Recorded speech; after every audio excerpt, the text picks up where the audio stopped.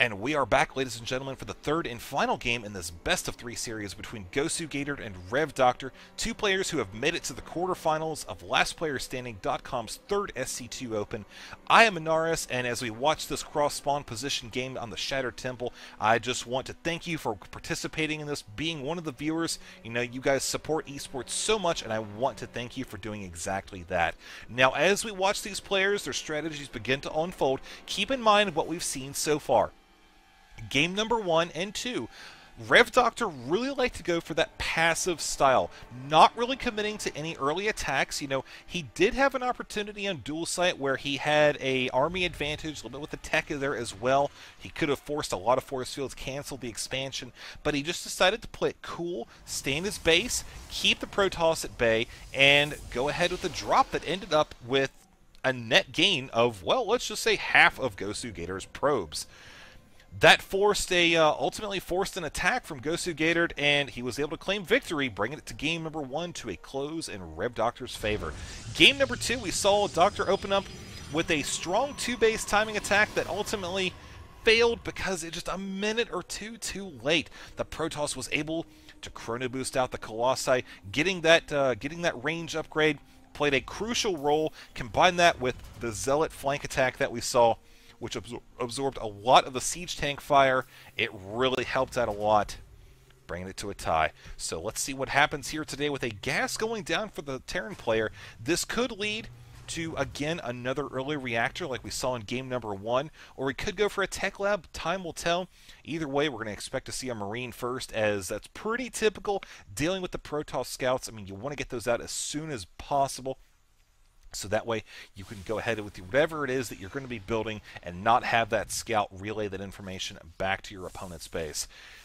Over here, the GosuGatored opening up one gas cybernetics core. This is pretty darn standard. I mean, this is pretty much what we've seen actually the entire time from him. It's a very solid opener. It does lend itself well to a reactionary, or in a reactionary form. If he needs to drop additional gateways very quickly, he can. If he thinks he's going to be under a lot of pressure early, or if he wants to go ahead with an expansion as well, around 26 to 30 supply, depending, he can do that as well. So, Tech Lab going down on the barracks. This is kind of an interesting play. I really wonder if he's going to be going for early concussive shells with a Marauder, possibly one of those pushes where you just get one Marauder, a couple Marines, and go press really early. Or if he's going to be going with, a Reaper. Now, a Reaper is, the advantage of that on this map, and these spawning positions, is that he'll be able to traverse the terrain very quickly, get into the base, and start harassing the mineral line, get some good scouting information. The bad thing is Stalkers. Stalkers are extremely powerful versus Reapers. You can catch up to them, you know, dealing lots of damage on the move, and can really drive him out of the base super quick. And considering the fact that a Reaper costs 50 gas, as early as it is in the game, 50 gas is a lot. So I would expect to see that be very careful, and nice play by revDoctor. What he did was he moved the Reaper down here to the middle of the ramp, out of range of the probe, while the Marine was finishing it off. He now has a Marauder on the way, but he's hoping to send this Reaper over to the Protoss base, at least, like I said, to scout. But probes, any probes that he can kill, man, I mean, hey, that is just going to be icing on the cake. So the biggest thing here is to watch out for the Stalkers. Now, if he has any SCV scouts, which I don't think he does right now, what he could do, he actually has one up here.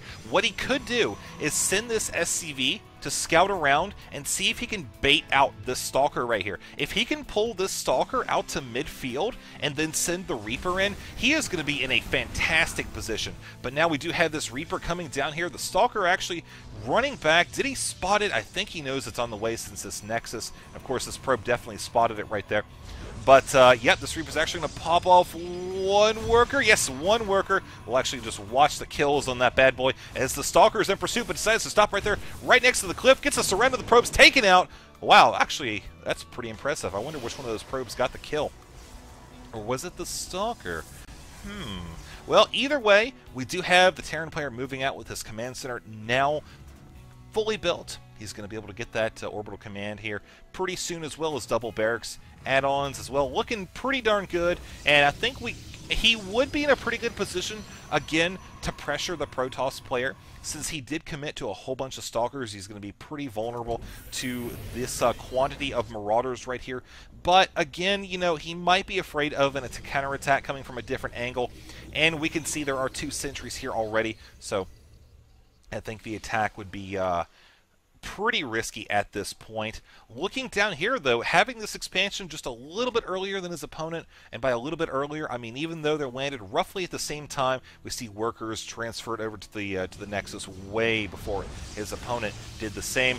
I think we could see the Protoss gain a little tiny bit of an advantage in that area.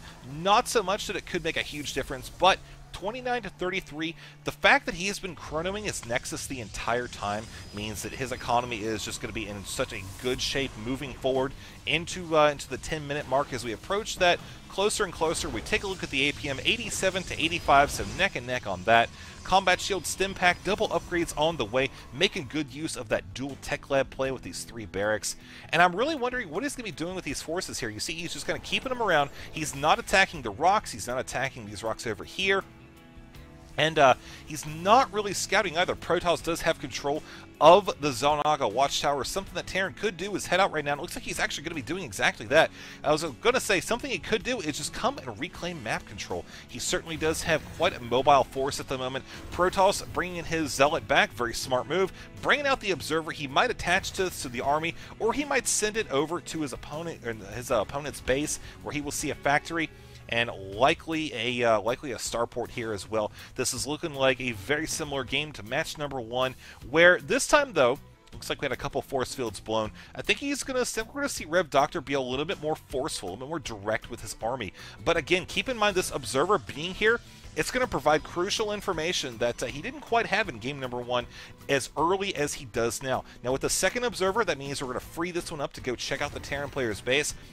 I don't think we're really going to find any surprises over there. I think he's going to be expecting everything that actually is there to be there. But here we go now, folks. Guardian Shield has gone down. Nice force fields as well. And the Zealots doing a good job absorbing the fire from the Marauders, keeping these Stalkers nice and safe, as well as the Sentries. Very valuable units. You do not want to lose those early on. You see he did a good job microing those back, but he needs to keep them in range with the Guardian Shield to make sure he can take out these Marauders, which are still cutting back. Nice micro by revDoctor. However, I think he's going to be able to, yeah, I think he's going to wrap that up here very quickly. 1 hit point on that Sentry. That guy is definitely like the baller MVP of this game, man. And we're not even like 12 minutes into it yet. But overall, we just look at the units lost, the resources lost rather, 2,100 to 1K. Definitely suffered pretty heavy losses in that first attack. But, you know, he really, I think he was right in choosing to go and try to at least see what the Protoss player had in his composition. Specifically, see how many Stalkers, Zealots, Sentries there were, kind of the ratio. If he saw it was fairly Stalker light, he may have been able to go ahead and force that engagement and continue pressing forward, forcing the Sentries to blow all of their energy. But as it was, those Stalkers played a crucial role, and now moving forward, this drop actually stands to do a lot of damage. But if we pay attention down in GosuGated's base, he learned something from the first game. He already committed some forces. I won't say he learned something for the first game. But he did kind of learn that his opponent does favor those drops, and now he's actually going to be warping in more Stalkers down here, so he's committing a lot to the defense. Maybe what he's trying to do is hoping to get enough here with a blink to possibly, oh hey, here comes the dropship, blink, take it out in 1 hit. That's always a very exciting moment. We have a very small force stemming up around here, just trying to see what they can do. Notice again that Gator does not commit all of his army to one particular location. He splits it up now because he does have vision. Oh, is he going to be able to pop that? Oh, so very close. If he had blink, he couldn't do it. 10 hit points. Clutch evacuation on the medevac. Very impressive indeed. So blinking, about 2/3 complete. Blinking, I don't know why I thought of that, but Robin Hood Men in Tights. Best movie ever. Actually, not the best movie, but very impressive nonetheless. And great. Now I'm going to think of that every time I say the blink upgrade is on the way. I'm definitely going to think of him. But getting back on topic, nice defense for revDoctor here at the natural expansion. A couple more medevacs as well. And here we go, almost getting this. Oh, yes, he does kill that. That's 75 gas, 25 minerals down the drain for the Protoss.